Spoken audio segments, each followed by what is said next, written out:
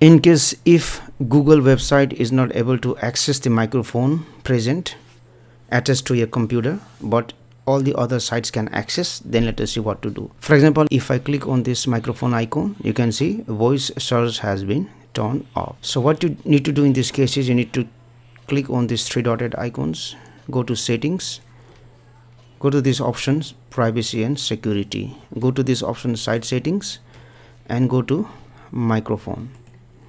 Now you can see there is an option here, not allowed to use your microphone, and under this option there is Google listed. So that means Google has been blocked to access your microphone. So what you need to do is you need to delete it, and once you delete it, you can again go back to Google, and if I click on this microphone icon, then let us see what happens. Now you can see Google is asking to use microphone and I should allow. Now in this case Google can access the microphone.